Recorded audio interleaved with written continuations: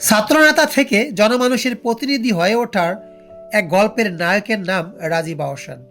সংগ্রাম, ত্যাগ ও মানুষের ভালোবাসার এক অনন্য দৃষ্টান্ত। রাজীব আহসান তার ছাত্রজীবন থেকেই অন্যের বিরুদ্ধে সোচ্চার ছিলেন।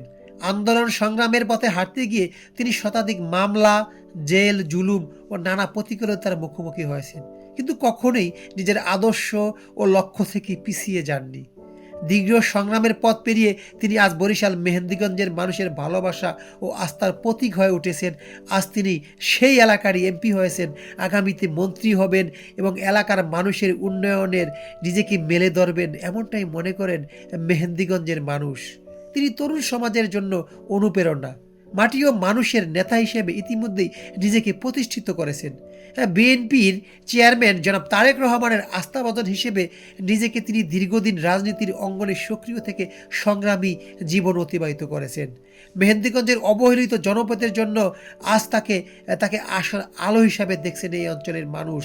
এলাকার উন্নয়ন, অগ্রগতি ও মানুষের কল্যাণে তিনি গুরুত্বপূর্ণ ভূমিকা রাখবেন, এটাই এই অঞ্চলের মানুষের প্রত্যাশা। তিনি তার ধীরতা, তিনি তার আত্মবিশ্বাসের ফলে তিনি যে তার পুরস্কারটা পেয়েছেন এমপি হয়ে, সত্যি সেটা প্রশংসনীয়।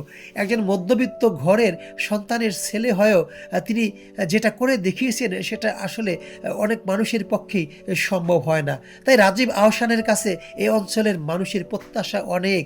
অবহেলিত এবং নদী কবলিত এই মেহেন্দিগঞ্জের মানুষের একটাই চাওয়া পাওয়া, এই অঞ্চলের শিক্ষা দীক্ষা, রাস্তাঘাটের উন্নতির জন্য তিনি নিজেকে মেলে ধরবেন এবং কাজ করে তিনি মানুষের প্রত্যাশা পূরণ করবেন।